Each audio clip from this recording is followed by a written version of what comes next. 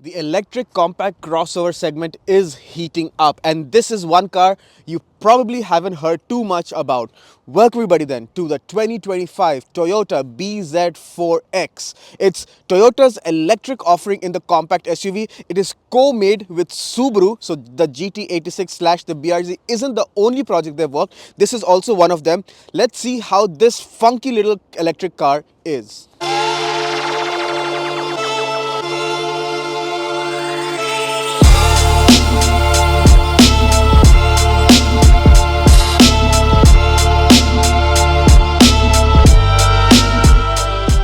When you come to the design of the Toyota bZ4X, I can even say on a limb that I think this is the most funky looking Toyota on sale in the market today. It's got lots of cladding, and this is the base model, so I think the cladding looks really good. On the top model, you can have all the cladding painted as body color, but I like this look because it gives that little rugged look which you don't find on electric cars. So you do have lots of cladding, lots of blacked out elements on the bottom of the bumper, on the hood as well to break the monotony. I think it looks very funky, almost like a concept car, which I think is a big compliment.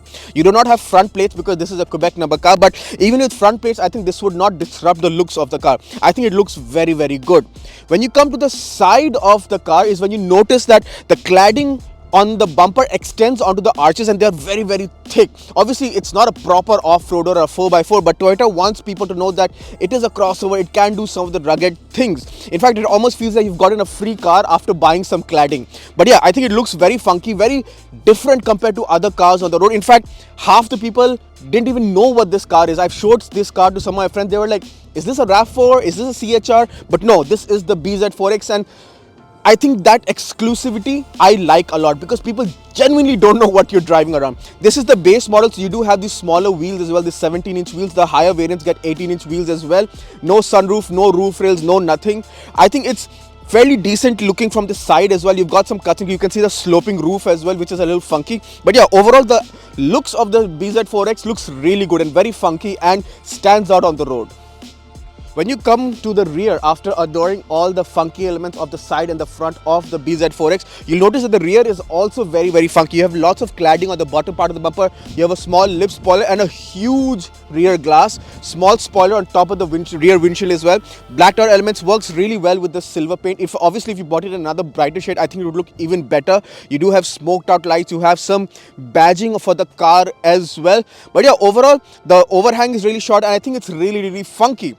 What translates this design into practicality is when you open the boot. So you can either open the boot from the tailgate, there's a switch, or you can open from the key, and you get access to a really decent sized boot. I think this can easily take in a weekend's luggage of a family for a trip of, for a short trip to the cottage or anywhere that this car will allow you because of its range. You do have some underfloor storage as well for you can where the charger, the wires are kept and everything, which I think overall is very practical. And hey, it is a Toyota at the end of the day, right? So Toyota never gets the practicality part wrong, and it shows in the bZ4X.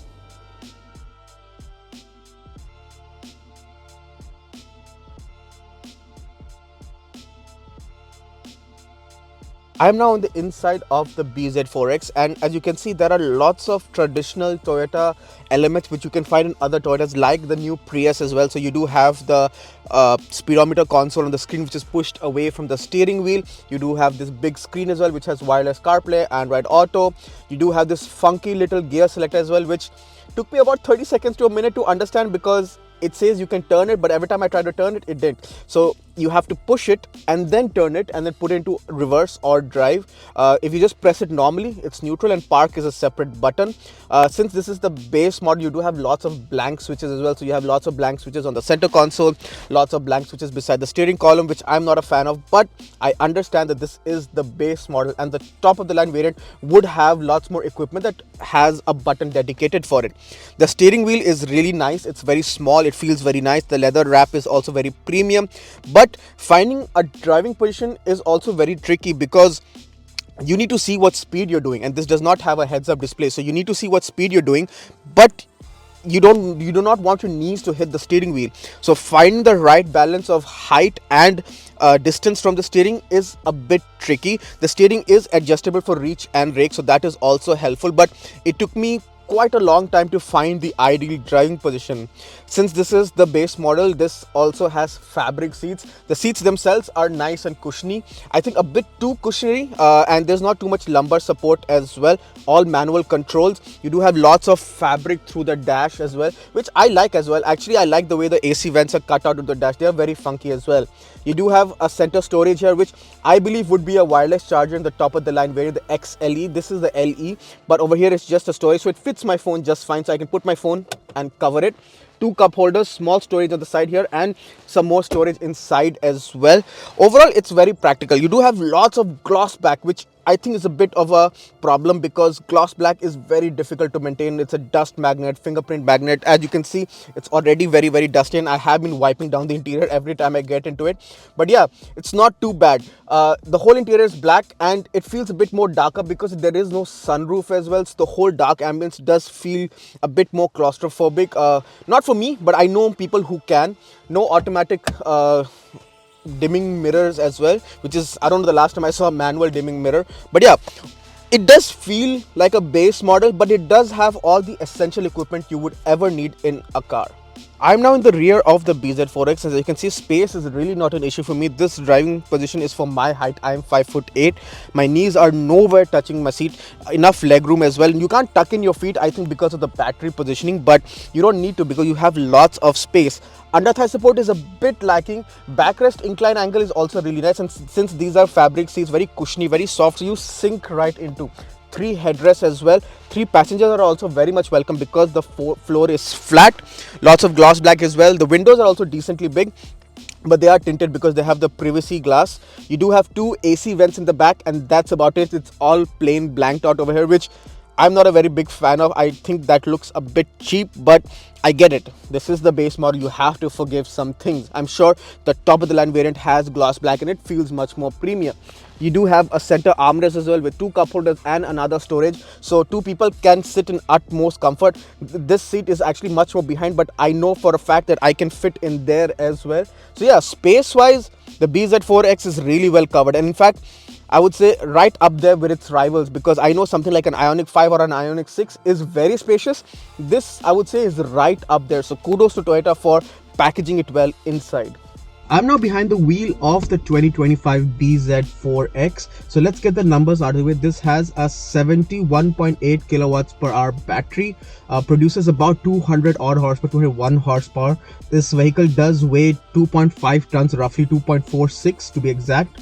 This very vehicle is only front wheel drive. You can get the bZ4X with an all wheel drive version as well. The claimed range on this base LE front wheel drive is about 400 kilometers. What I actually got, I'll share in a minute. So let's see how this electric crossover drives. Use the funky gear lever, put it into drive and set off, and like every electric vehicle, there is no delay, there is no lag. You have instant power, even though this is not the fastest electric car you can buy, and I think competitors like the Ioniq 5 or the Mustang Mach E, even in the base trims, do have more power than this. It's not bad. Like, honestly, I've been driving this around town on highways, cruising 3 triple-digit speeds. You're never short of power, so overtaking is a breeze. You can cruise all day, and overall I would say that for pottering around city or even within the GTA, this car does a really good job. The ride is decent. This is running on 17-inch wheels, so this does have quite a thick sidewall. Higher variants do have 18-inch wheels, but yeah, it does ride really well. The driving position, once you do find the optimum driving position, is not that bad. You do sit a bit higher up than you would in other cars, but yeah, it's actually not that bad. I just went over a bump. You don't really feel too much into it, so I think it's a good job by Toyota on the suspension tuning and on the insulation as well. You do feel a bit of the wind noise. I mean, there is no engine, so there is no distraction. The only things you'll probably hear is the tire noise and the wind noise, and overall I'd say that it's a very peaceful drive. What really surprised me for the good is the steering feel. So while I take some corners, the steering has extremely good feedback. It weighs up really well, and it's actually a fun car to nip in and out of traffic and, you know, find those gaps. So this was a big surprise for me. But yeah, overall I would say that it's really good, and it can do 0 to 100 in about 7 seconds. As I said, it's not the fastest car, but it's sufficient. It's enough for day-to-day drive. Now coming to the range, and that's the biggest point to discuss about any electric vehicle. Toyota claims about 405 or 400 kilometers of range on this base LE front wheel drive, which is, I think, the highest range claimed on any variant throughout the bZ4X lineup. I haven't been getting anything close to that. I got the car with 99%, and the screen, the distance to empty on the screen was showing me about 310 kilometers.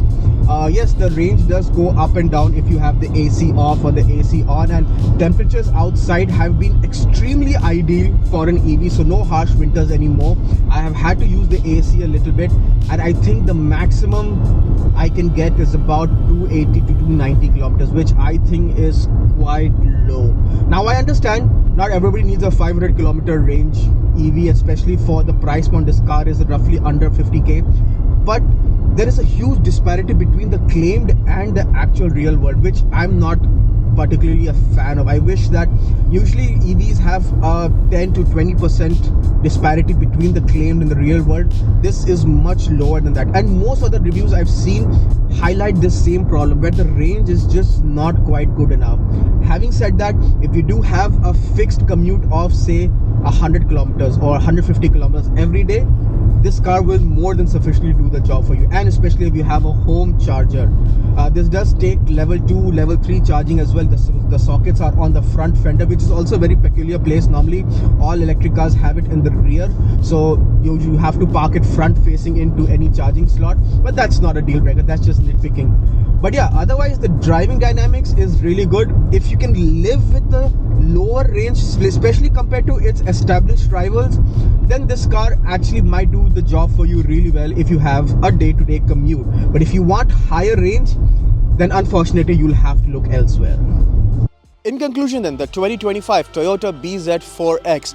Honestly, I did not know what to expect from this. Not a lot of reviews on the internet that to understand about this car, but having driven it for a week, I think it's a great car for point A to B, or if you have a fixed city commute, I think it's a great car. It's very spacious in the front, very spacious in the back, and this base model does have all the necessary kit that you would want. So it does have all the driver aids, it has wireless CarPlay, all that stuff. Yeah, it does not have a wireless charger. It has a 1-2 few USB charging ports. The rear legroom is really good. The boot is really good. No sunroof. So you have to understand that this is the base model. You cannot expect all the top end features, because that is reserved for the top of the line variant, which you will have to shell out more money. Speaking of money, this base bZ4X is about $48,000, which I think is decent value for money, considering its rivals, something like a Mach E or an Ioniq 5/6 is easily $5,000 to $6,000 more base to base. Yes, this does have the lowest range compared to all of them, but money is also a big factor. So if you are tight on a budget and you want a car that can do your office commute, fixed office commute Monday to Friday easily, the bZ4X might be a great solution for you.